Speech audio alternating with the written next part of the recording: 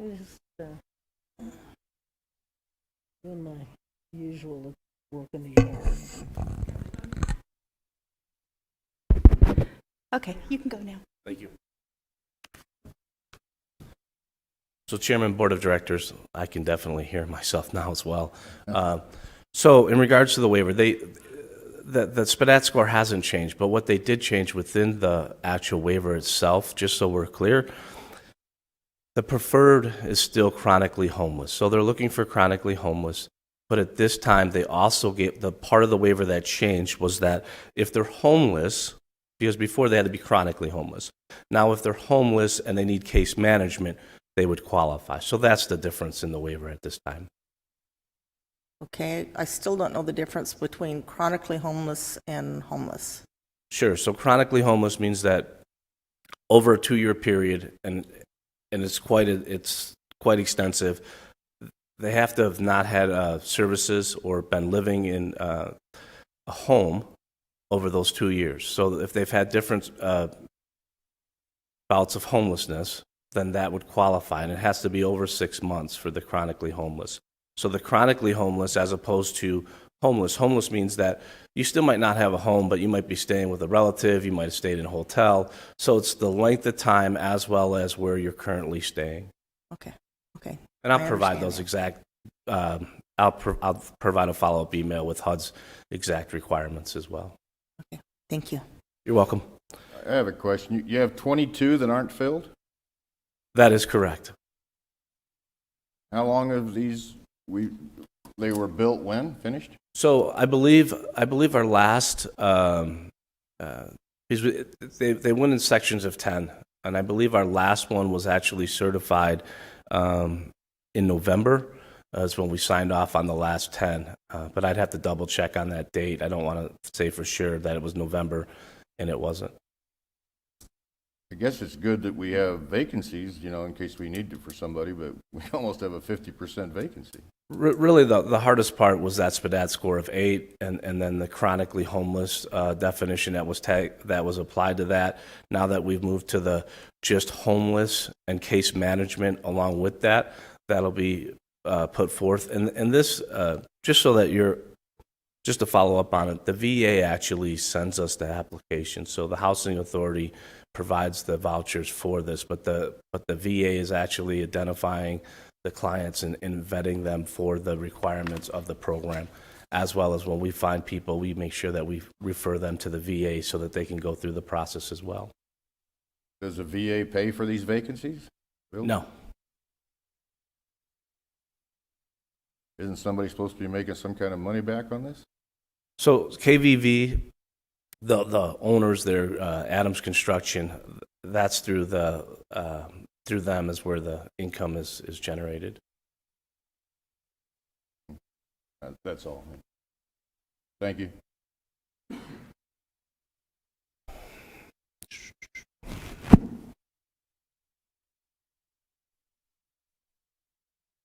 All right, I'm going to move on to the Emergency Rental Assistance Program and give an update on that as well. So this program has started a little slower than I would have liked to see, but I have been working with the state to try to move this along. I reached out to the state for our numbers so I can provide that to you. As a week ago, we were at 174 applicants. Of those 174, 54 were matched, and they had actually started making payments on those as well. Having that discussion with the state in regards to the 174, I said, could you please provide me the breakdown of the cities? Bullhead City had 60, Kingman had 48, Lake Havasu had 36, and the remainder of the county had 30. So currently at this time, we're addressing this, and we're looking at how we can market the program and scheduling meetings with Roger, as well as more outreach with the state. I followed up with the state to ask them what they were doing in regards to the marketing, because that was part of the program as well, to address that. They currently started 2 weeks ago sending out emails to everybody that would qualify for any of the state programs that would meet the guidelines. So those actions have been addressed. We've We've also developed a list of contacts that we're going to be following up with. We now have our full-time, one of the two full-time employees that were approved by the board started today. So she'll be in the process of following up with the landlords to making sure they're aware, and we will be following up with other outreach measures, meaning that we'll be reaching out to schools, local officials, to make sure that we can address any of the ERP, the Emergency Rental Assistance Program, that still needs to be addressed. When we were in Colorado City on Friday, we also had an opportunity to meet with several social service agencies up there as well. They were unaware of the program, and currently Colorado City has 0 applicants, so we were addressing that as well and making sure that they knew of the program and could access it. Are there any questions? Any questions? Supervisor Angus? Thank you, Chairman Johnson. So do we know how much money of that emergency rental assistance is still here? Right, so that is a big issue at this point in time. The dollar amount, are you looking for the dollar amount expended? Oh, yeah, and then we'll know what's Okay. left. Sure. So right now, this is old information, but all I had currently, the number was pretty low. It was $24,721. But once again, that number has changed since this time. They're going to be reporting the numbers to me every Friday. I did not receive a report this past Friday, but I will be receiving a report weekly on What this. happens to that unused money? Because it was over $6 million, right? We've only used. So that'll be that money will be returned to the Treasury. And then what's the time frame? So we have to spend 80% of that money by September 15th. I believe it's September 15th. There's a date in September that we have to spend at least 80% by then.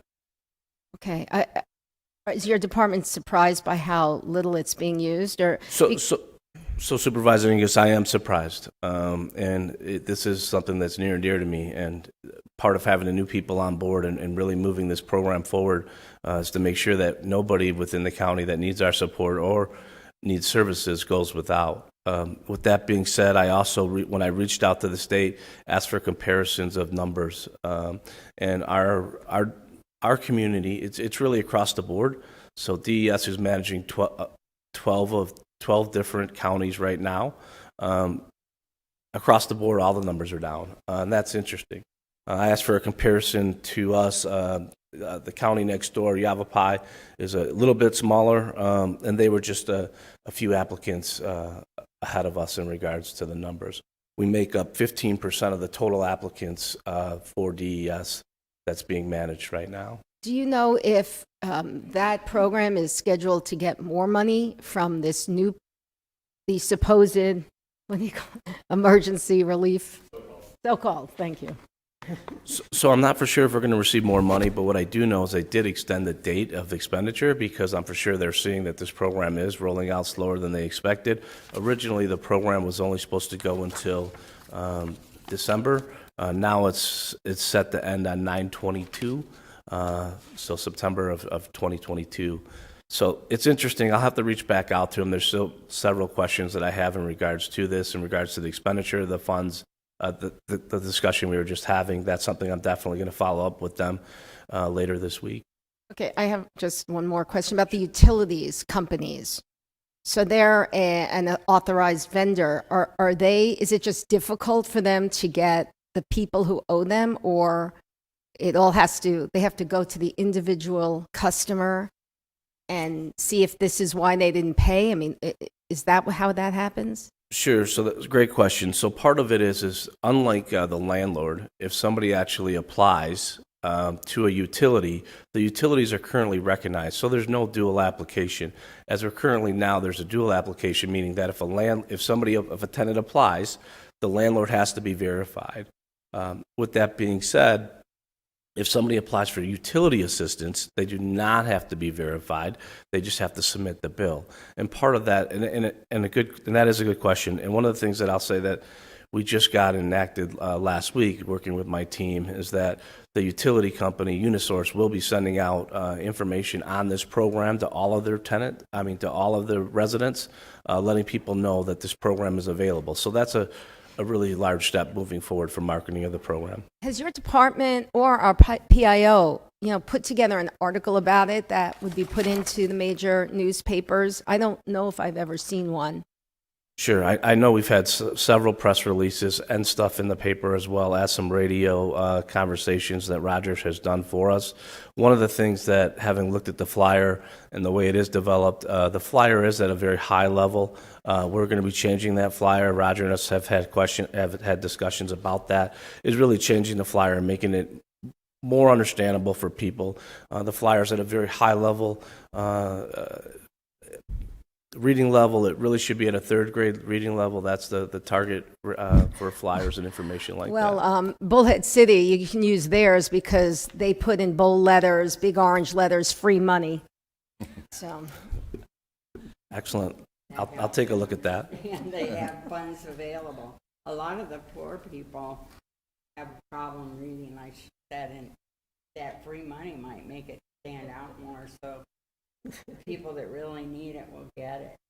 It draws their attention, because a lot of people are in problems right now. It's a sad situation. Thank you. I'll definitely note that, and I'll look for that flyer as well. Thank you, Supervisor Angus. So Chairman Johnson, I don't think there is any free money in this world, but I think we should clarify that, and I don't like the idea of a flyer that says free money, because it's taxpayer money, or it's money that federal government is just printing. Supervisor Gould? Thank you, Mr. Chairman. Michael, is the utility assistance portion of this available to homeowners also, or is it only for renters? It is not. This is only available to renters. Interesting. Thank you. Chairman Johnson, I thought it was also available to the property owner that is renting the property. Sure. So the utilities, I'm sorry. Were you done? Property owners renting to the tenants that qualify. So it could, my understanding was it was either or. Right. So the landlords can actually apply for the rental assistance part of the program. In regards to the utilities, I would have to double check on that and make sure before I gave an answer. But I believe it's the tenant that qualifies. Is the tenant, it would be in their name, and that's how that would be paid, is they need to submit a bill for that.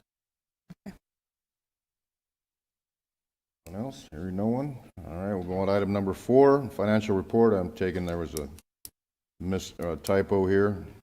This would be April 1st, 2020 through March 31st, 2021.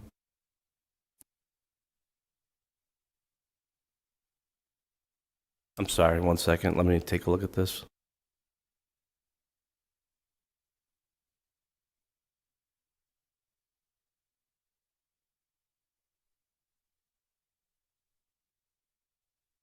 At this time, that is correct. That is the current time frame, Chairman Johnson. Just the 1 month or 2 month report? Thank you.